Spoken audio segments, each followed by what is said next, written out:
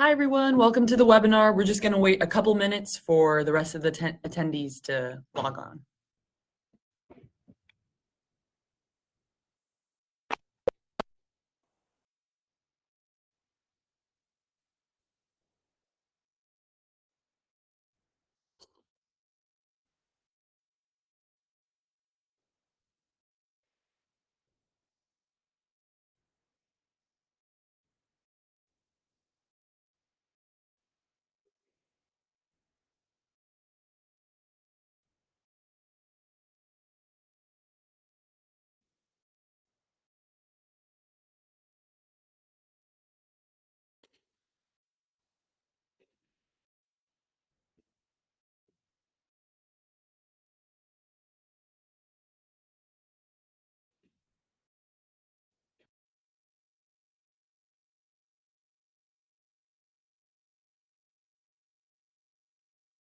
Okay, so let's get started.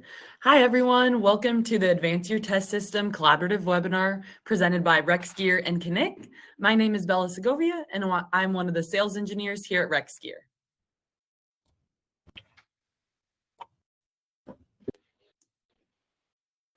So just want to go over a couple things before we get started. The webinar is being recorded and it will be shared with all of our registered attendees afterward.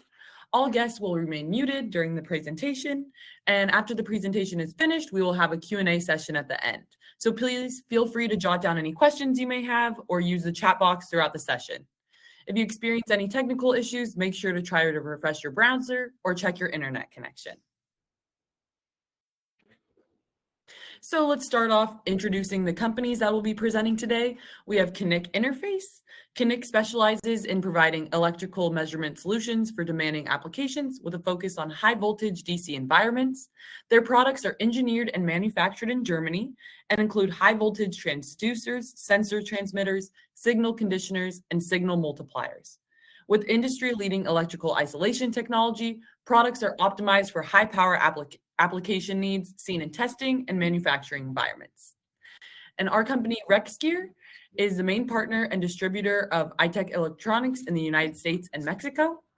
Rexgear specializes in solutions in high power, new energy, automotive, and battery industries, offering power electronics and environmental testing chambers for R&D, test labs, and manufacturers. We also provide turnkey and software integration solutions as well.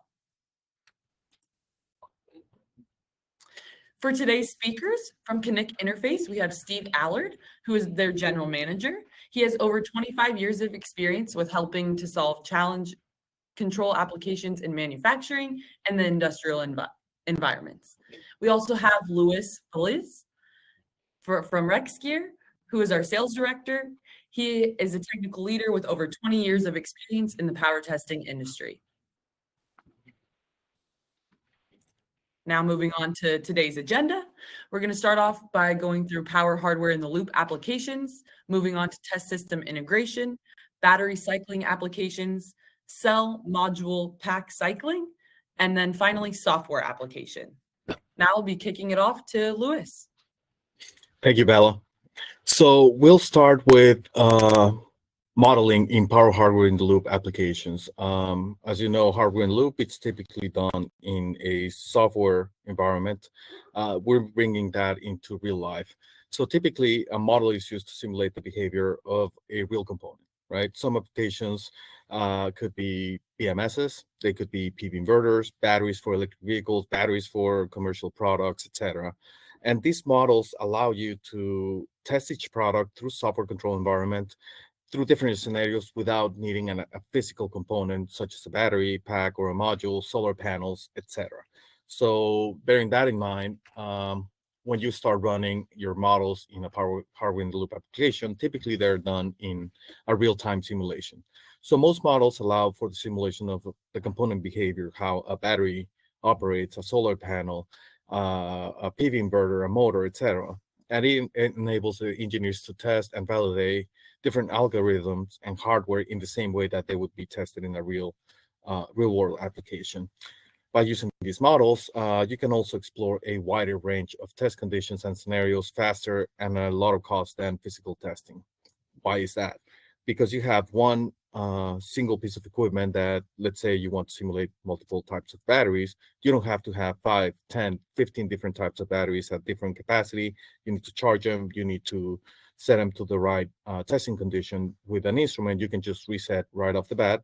It's going to be repetitive and it's going to be accurate. So with power hardening the loop testing and the models, it also avoids any safety risks, meaning that in, let's say, a battery, you overcharge it, right? What's going to happen is going to catch fire. It's going to blow up.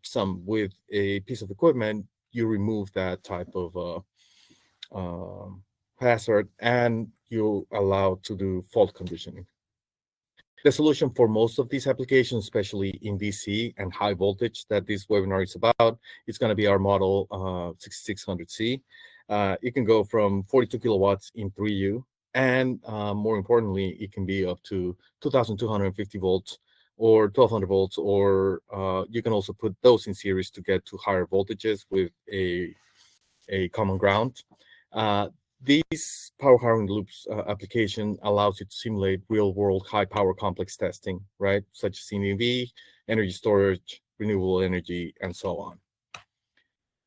Specifically for battery modeling, using the same piece of equipment, you can allow you to simulate different electrochemical models, which also delve deeper into the chemical processes within the battery, meaning that we can test it and provide an accurate representation of the battery without having to have the actual battery by changing the DCIR, the maximum voltage, state of charge, state of health, etc. Some of the built-in battery chemistries that we have in our software, it's LAP, lithium-ion, LMO, LNMCO, etc. You can read them off the screen. So this allows you to test or simulate an actual battery with your product and make sure that it fits your product best, because each one has a different characteristic for each one. In regards to solar array simulator, same instrument, just different application. For most inverter and microinverters, you need to verify the MPPT, which means the maximum power point, right? The circuit and the algorithm, as well the maximum power point voltage and current. You also want to check the maximum efficiency, right? And also how it tracks and the response when the solar panels are shaded or it has cloud, etc. So you could have, let's say, a 5x10 solar array simulator, and you have a tree putting some shade on it. Then you can simulate that, as you can see on the screen, or you can see a moving sun or different irradiances or different temperatures, right? It is also driven by some built-in standards, which is the EN 5530, Sandia, NB, CGC, GF, etc. Now, for automotive testing, where we're talking about either batteries or we're talking about inverters or DC to DC converters, right? Whether it's fuel or an EV car, there are certain industry associations that have developed a series of standards and regulations. So in order to meet those, we already have 9 built-in standards, which is DIN, ISO 16750-2, 21780, 21848, LB123, 124, 148, and SAE J1113. So all of those, what they simulate, it could be a crank start, or it could be a acceleration, or it could be a multitude of different waveforms. Under each standard, we have all the waveforms related to that specific unit. So with the same equipment, now you have 3 different applications that you can simulate. Now, for modeling, this is going to be a new type of power electronics device with an integrated motor and load simulation, right? It has some mathematical models and load models for different types of motors, such as permanent magnet, synchronous motor RPS, MSN, asynchronous motor SAM, etc.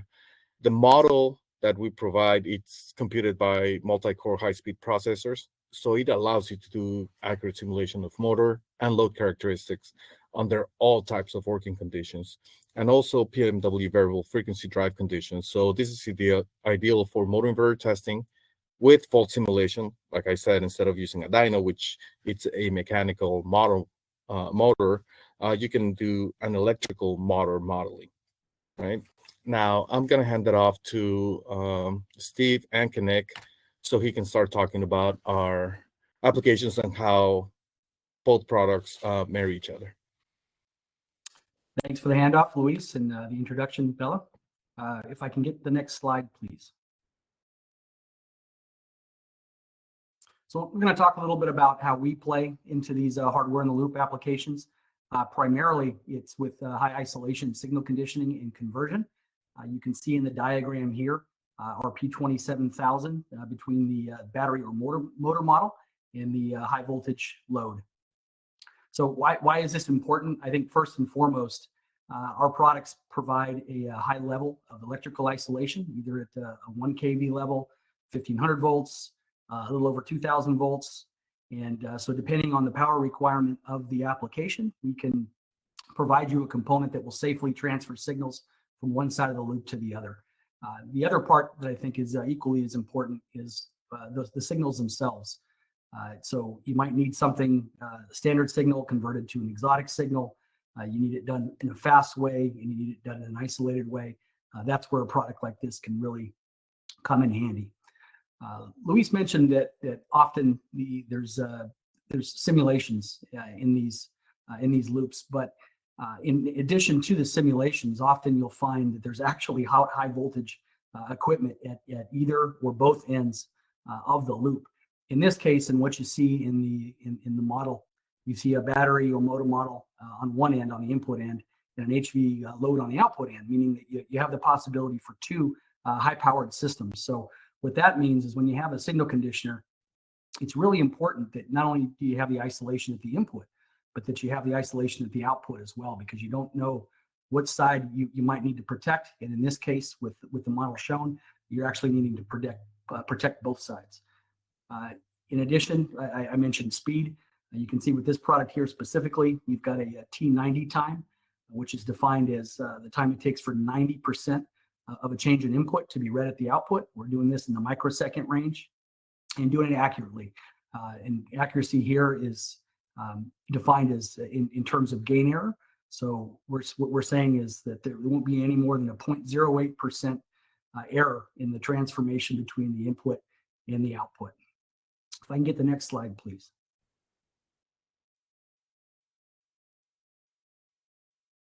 So let's talk about the signals themselves.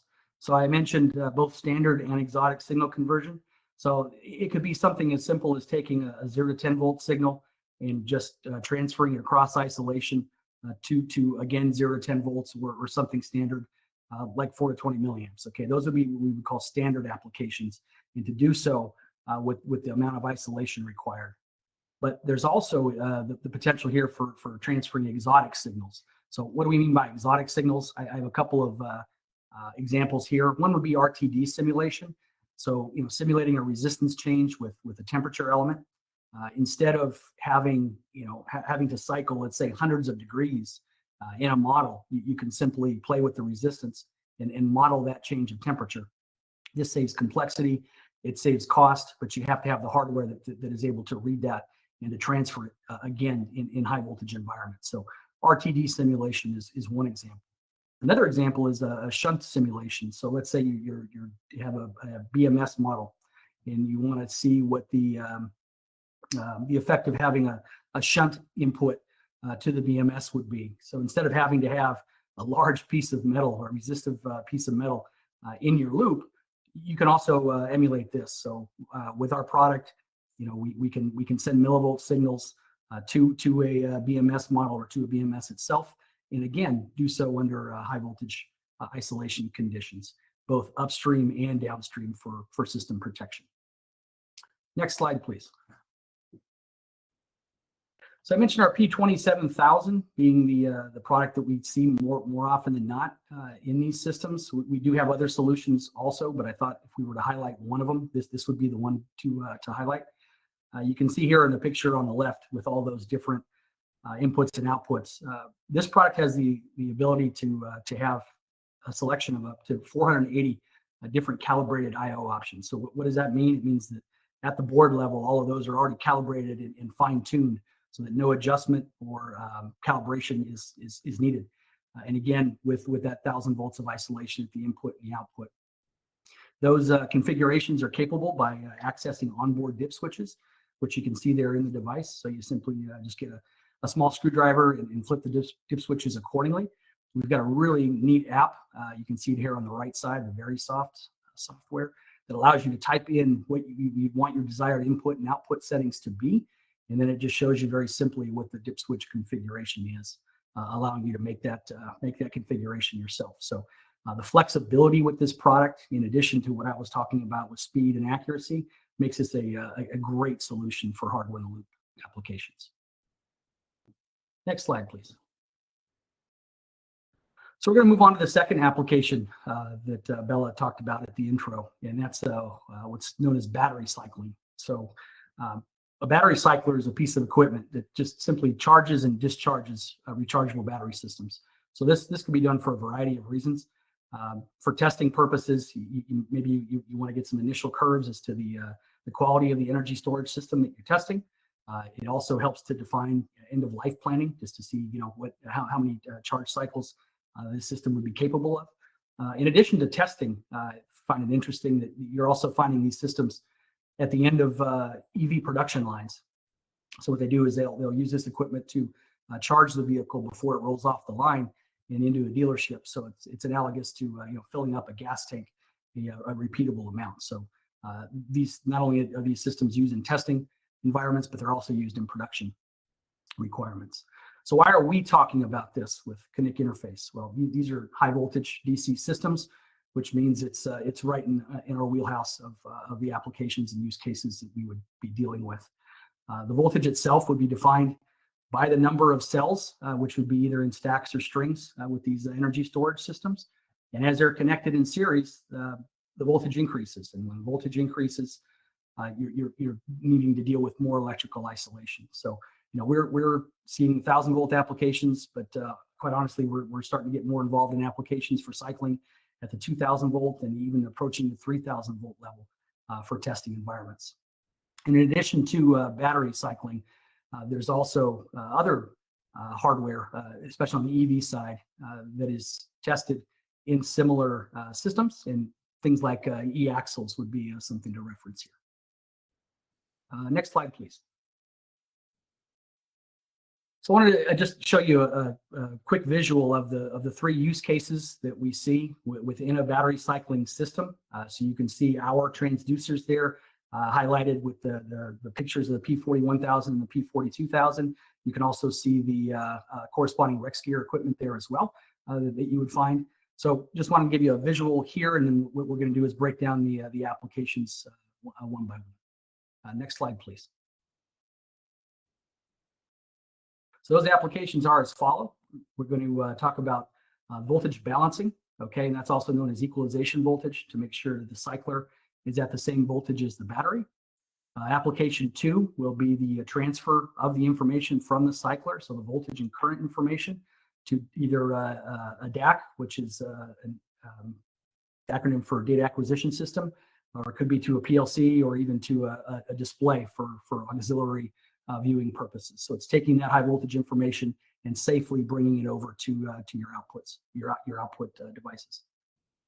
Then application 3 is within the cycler itself, and that's monitoring the DC drive feedback. So there's a continuous feedback loop within the cycler, and we just want to make sure that everything is going okay as it should. So our transducers will actually look at the voltage and current that is being given or displayed by the drive, and just making sure that it is what it should be.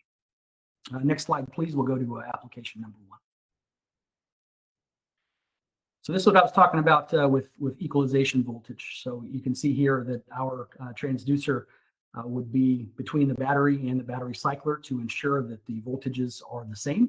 And when they are the same, you can see that there's a switch that will be engaged, and that will allow all of the charge and discharge actions to commence. Next slide.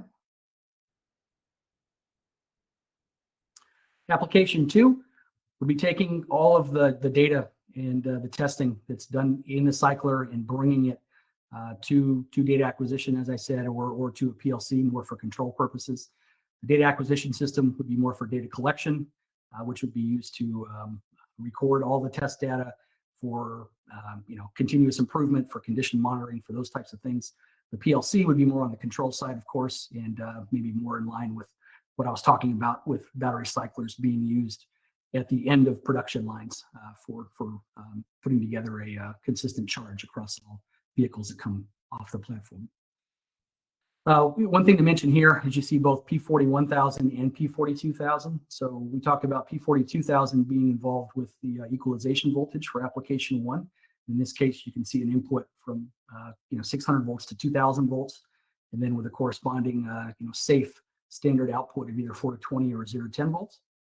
Then we also have the P41,000 that is looking at current, and it measures DC current by way of a shunt. And we can work in conjunction with shunts all the way up to about 30,000 amps. You won't see that in a battery cycling application yet, or we haven't seen it. But typically here you're anywhere between 300 and 1,000 amps or so. Again, with that same 4 to 20 to 0 to 10 volt output. Next slide, please. Then application 3. This is the DC drive that is kind of the heart of a battery cycler. So as the drive is trying to keep a continuous loop for the drive feedback that is important for this application, we have our devices as a system of checks and balances to make sure that the drive is outputting what it says it thinks it is.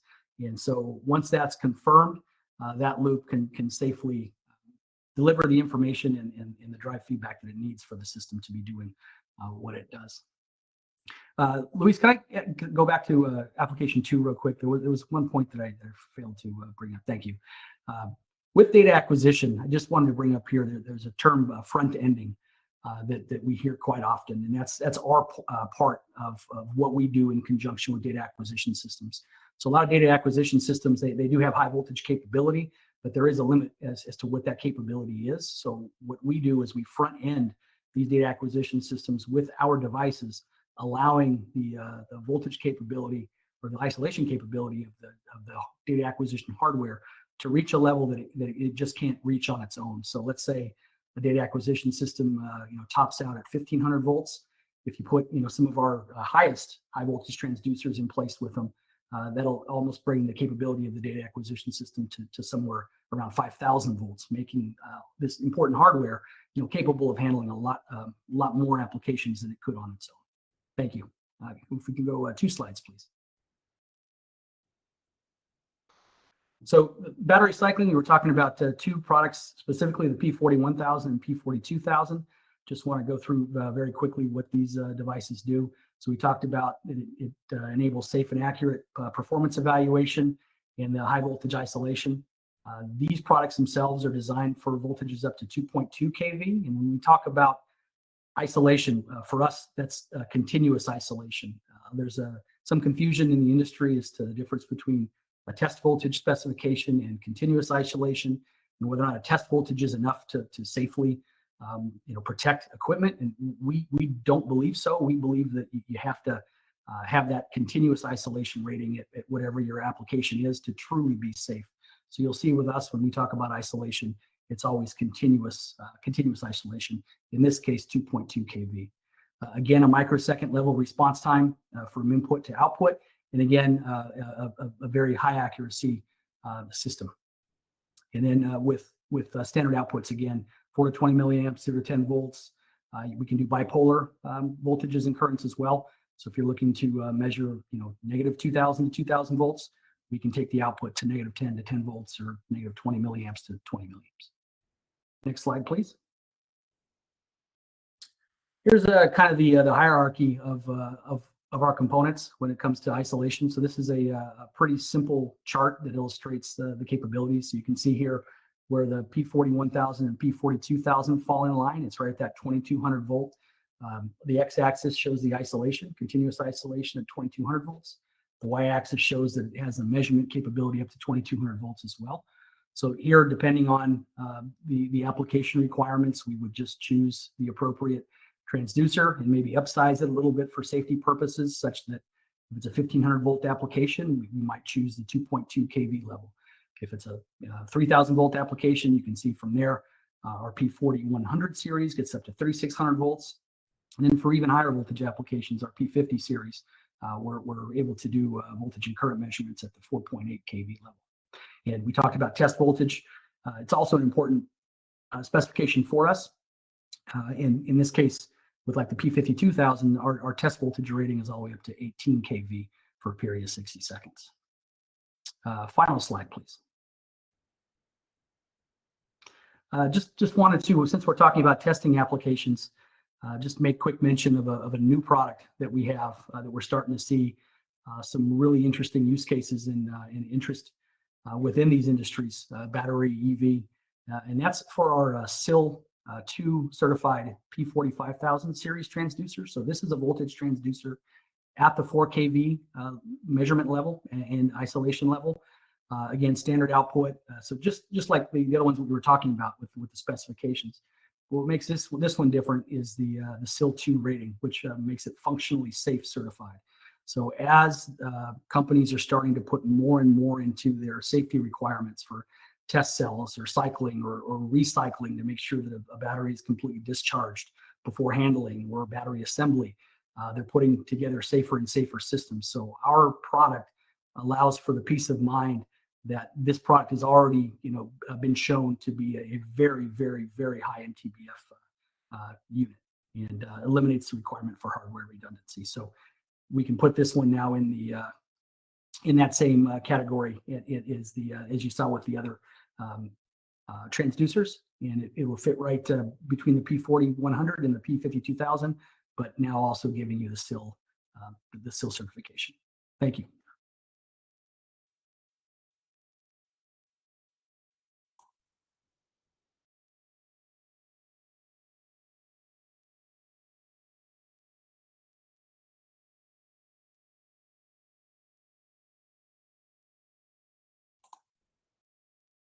Luis, I think you're muted.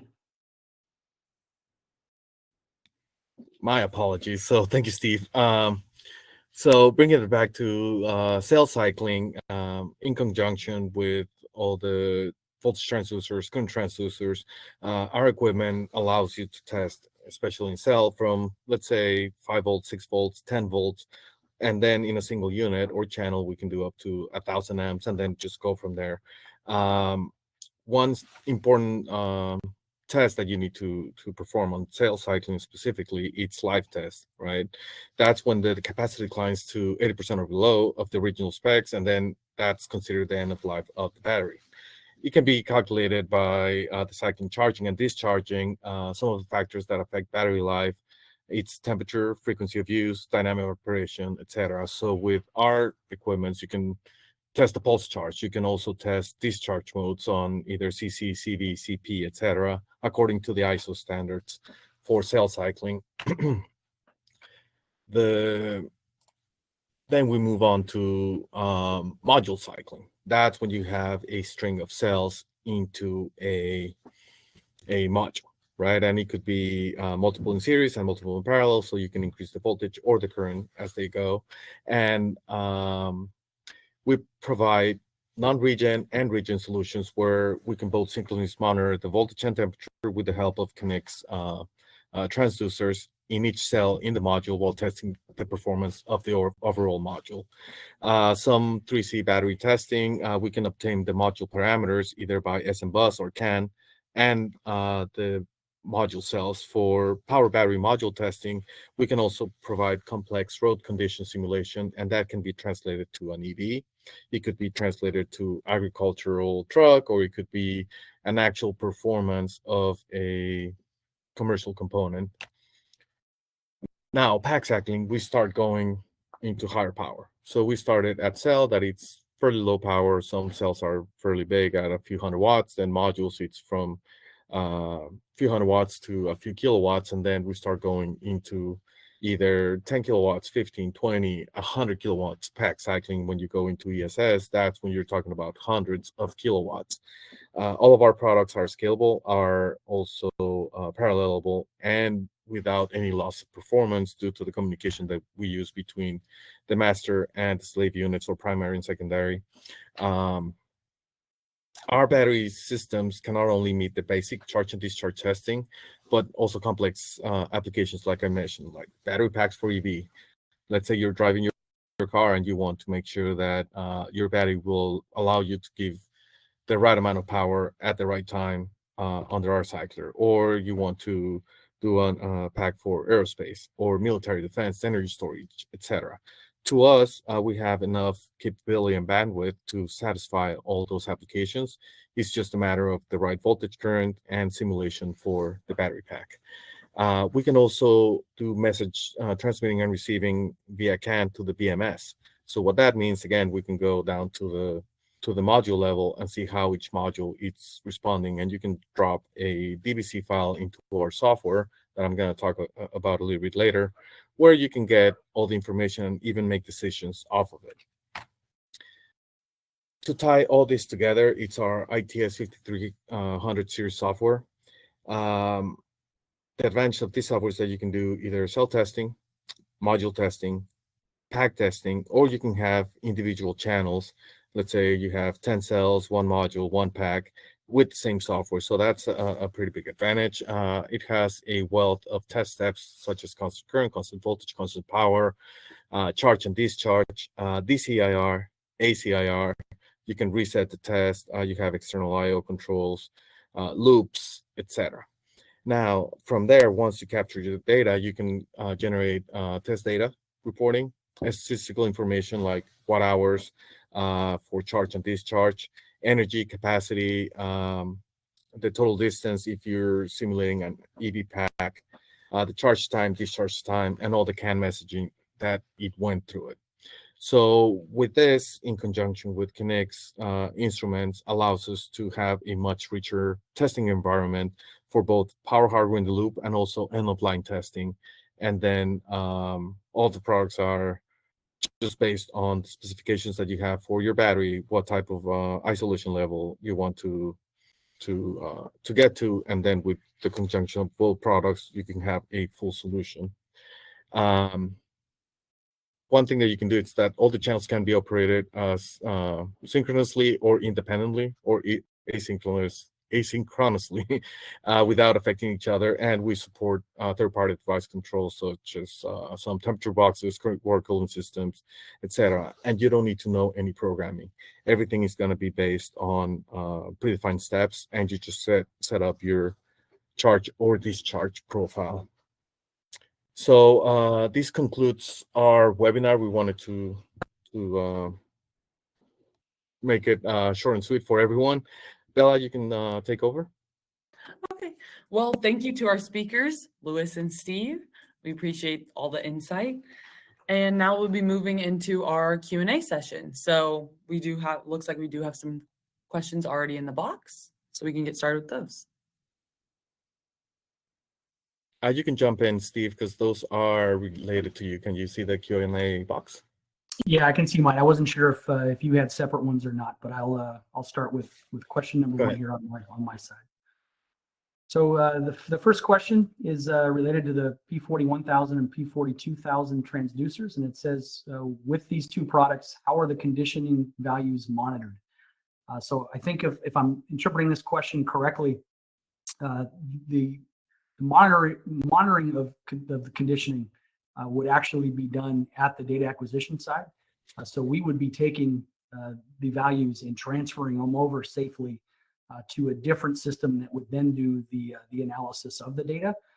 I would say that maybe to answer a little bit deeper, the values themselves would be trusted based on the calibrated nature at the microprocessor, knowing that the exact value, minus that 0.03% error in gain error, the real values are brought over. So then it would be up to the user to then collect that data, put it into algorithms, and do whatever would be necessary. And that's more on the Rexgear side of what their system would be able to handle.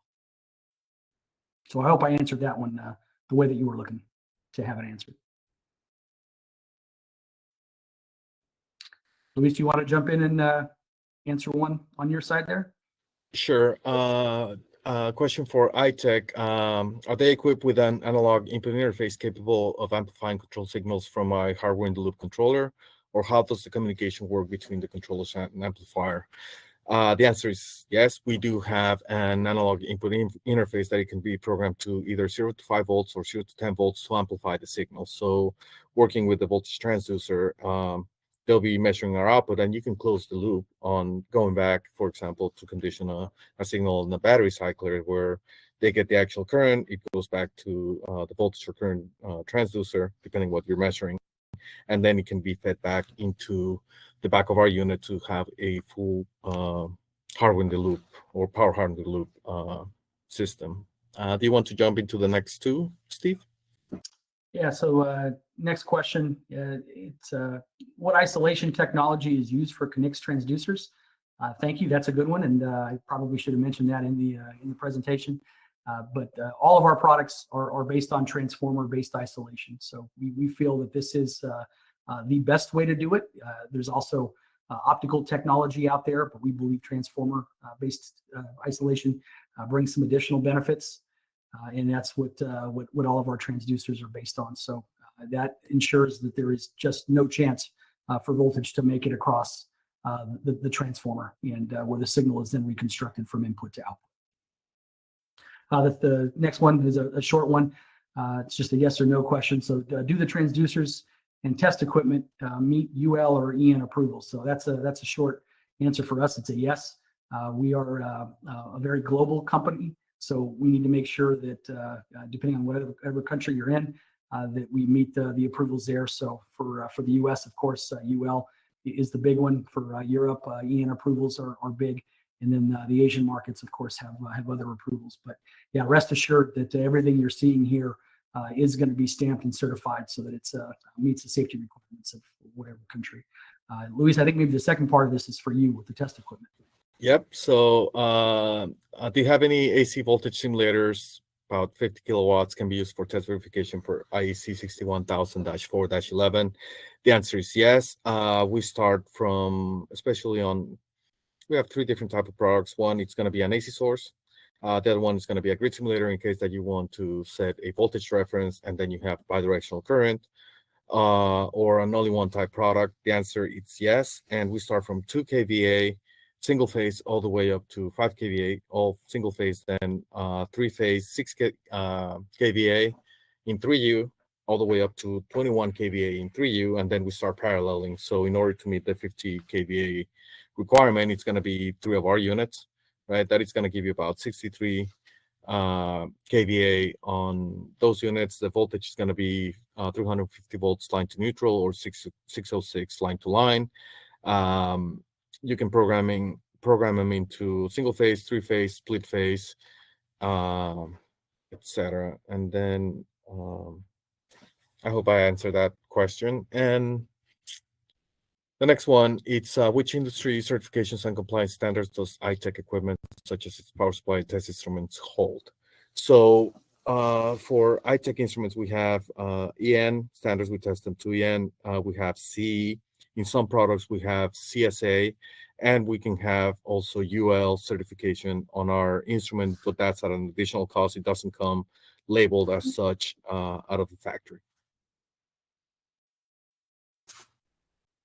I think those are all the questions we have for right now.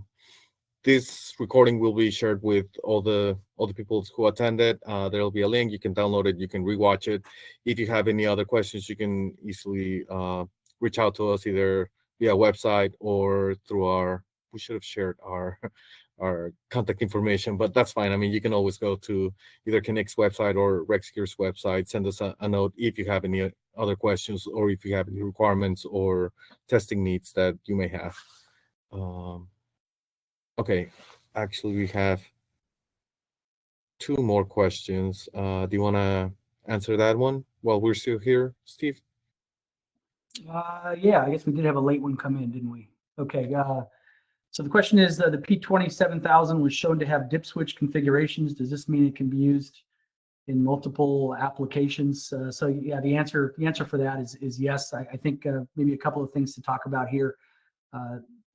Because of having 480 different calibrated ranges, that one device, we call it the Swiss Army knife in our toolbox. So you can use it for a multitude of applications, anywhere from measuring up to 200 volts, down to the millivolt or the microamp level, and then bringing that to a standard set of outputs.